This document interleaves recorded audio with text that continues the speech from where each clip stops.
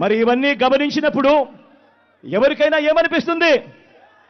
మరి మీరు వైఎస్ఆర్ వారసులా, లేక వైఎస్ఆర్ గారు ఎవరితో బ్రతికుండగా యుద్ధం చేశారో, వైఎస్ఆర్ గారు అభిమానించే ప్రతి గ్రామంలోనూ అభిమానించే వాళ్ళు, ప్రతి గ్రామంలో అభిమానించే కార్యకర్త ఎవరితో అయితే యుద్ధం చేశారో ఆ చంద్రబాబుకు వారసులా అని చెప్పి మీరే ఆలోచన చేయమని చెప్పి ప్రతి ఒక్కరిని కూడా కోరుతా ఉన్నా. సొంత చెల్లెల్ని పట్టుకొని నువ్వు చంద్రబాబు నాయుడు గారికి వారసులు అంటున్నావు అంటే అన్న, ఇంతకు మించిన దిగజారుడుతాను ఇంకొకటి ఉండదేమో. ఇంత లేకి మనస్తత్వంతో నువ్వు ముఖ్యమంత్రి ఎలా అయిపోయావు మాకు అర్థం కావట్లా. వాళ్ళ చెల్లెళ్ళు కాబట్టి చంద్రబాబు నాయుడు గారికి వారసులు అంటున్నావు. పవన్ కళ్యాణ్ గారు మాట్లాడితే దత్తపుత్రుడు అని ఎత్తావు. నీ చెల్లెళ్ళకి మద్దతుగా అరే పొద్దున్న విజయం వచ్చి ప్రచారం చేసింది అనుకో, అంటే బహిరంగంగా మాట్లాడట్లేదు కానీ ఎందుకంటే మద్దతు అయితే షర్మిల కదా ఇచ్చింది. విజయం వచ్చి మాట్లాడింది అనుకో, అప్పుడు ఏమంటావు? అమ్మో ఆ పదం వినడానికే భయం వేస్తుందన్న. ఓకే నువ్వు అన్నీ అనేస్తావు, నిస్సిగ్గుగా అనేస్తావు. తల్లి లేదు చెల్లి లేదు. నీకు వ్యతిరేకంగా మీ తల్లిగారు వ్యతిరేకంగా మాట్లాడవసరం లేదు. షర్మిలకి సునీత గారికి ఇద్దరికి మద్దతుగా ప్రచారం చేసినా సరే నువ్వు వాళ్ళకు కూడా ఏదో ఒక సంబంధం అంటగట్టేసి ఖచ్చితంగా మాట్లాడతావు. నీకు తల్లి చెల్లి వాయు వరుస లాంటివి లేనే లేవు అసలు. చెప్పుకుంటే సిగ్గు కూడా. సొంత చెల్లెలు కట్టుకున్న చీర పైన కామెంట్ చేస్తావా? నీ కొంపల్లో ఎవరో కట్టుకోలేదా? పసుపు బట్టలు ఎవరు వేసుకోరా? పసుపు చీర కట్టుకుంటే తప్ప అది. నువ్వు ఒక అన్నయ్యది. పైగా అందరి కుటుంబాల గురించి మనం మాట్లాడేయాలి. మన కుటుంబంలో సరిగ్గా ఏరలేం మనం. మన కుటుంబంలో ఆడపిల్లలకు న్యాయం చేయలేం మనం. నువ్వు రాష్ట్ర ప్రజలకు న్యాయం చేసేస్తావు అంటే అన్న నీ కార్యకర్తలు గట్ట బాగుతున్నారులే అంటే సరే సంస్కారం లేని ఏదో అట్టగా మాట్లాడతారులే అని చెప్పి అనుకుంటావు. నీ బుద్ధి ఏమైంది? రాష్ట్రానికి ముఖ్యమంత్రి కదా నువ్వు. ఎవడో ఏదో రాసిచ్చాడు కరెక్టే, వాడు ఎవడో పేపర్ మీద స్క్రిప్ట్ రాసి ఇచ్చేసాడు. మరి నీ బుద్ధి ఏమైంది? కడుపుకి అనవే తినేది నువ్వు. ఆ చదివేటప్పుడు కూడా ఎవడరా రాసిన ఎదవా ఇలా రాయకూడదు. సొంత చెల్లెల్ని నేను చంద్రబాబు నాయుడుకి వారసులను ఇంకొకటనో మాట్లాడకూడదు అని నీ బుద్ధి ఏమైంది? తెలియదా నీకు? అదేవడో రాసిస్తే చదివేయడమేనా? కనీసం ఇంగిత జ్ఞానం లేకుంటే ఎలాగన్నా నువ్వు ఎలా ముఖ్యమంత్రి వైపు మాకు అర్థం కావట్లా. ఇది ఇంత లేకి మనస్తత్వంతో వివేకానంద రెడ్డి గారి హత్య వెనకతలు ఎవరు ఉన్నారో అందరికీ తెలుసన్న. వాళ్ళు ప్రత్యేకంగా బ్యాండేడ్ ఇంకా తీయకుంటే పెద్దది వేసేసుకొని ప్రజల ముందుకు వచ్చేసి అవినాష్ రెడ్డి చిన్నపిల్లోడు, నోట్లో ఏలు పెడితే కొరకలేడు, అమాయకుడు, చిన్న పిల్లోడు.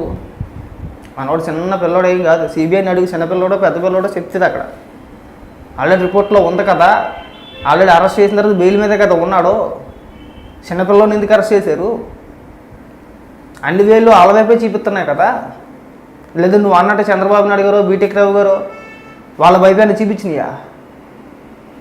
ఎందుకు ఇంత దిగజారిపోయి మాట్లాడతావు అర్థం కాదు. ఇంక మాట్లాడితే చిన్న అన్న, రెండో పెళ్ళి, సంతానం, ఇంత మించి దరిద్రం ఉండదు. ఇంకా మనం అప్పుడెందుకు మాట్లాడాం? మరి చనిపోయినప్పుడు గొడ్డలతో నరికారు, అసలు విచారణే జరగలేదు అప్పుడు. ఇంకా గొడ్డలతో నరికారని చెప్పేసి నీకెలా తెలిసింది? నీకెవరు చెప్పారు అప్పుడు? అవి కూడా అలా నా దిగజారిపోమాకన్నా. పెళ్ళిళ్ళు గోలంటే మాకు అర్థం కావట్లా. రాజకీయాల గురించి మాట్లాడడం మానేసి ప్రజలకు ఏం మేలు చేసామని చెప్పడం మానేసి పెళ్ళిళ్ళు పిల్లల గోలేంటో ఈ పిల్లల గోలేంటో మాకు అర్థం కావట్లా. అది కూడా ముఖ్యమంత్రి స్థాయిలో నువ్వు మాట్లాడడం ఇంకా దరిద్రంగా ఉంది. నువ్వు ఒక ముఖ్యమంత్రి అని చెప్పుకోవడానికి నిజంగా సిగ్గుపడుతున్నావు.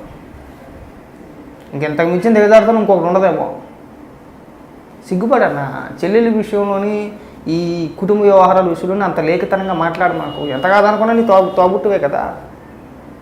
షర్మిల ఏ రోజు నిన్ను వ్యక్తిగతంగా విమర్శించింది లేదు కదా.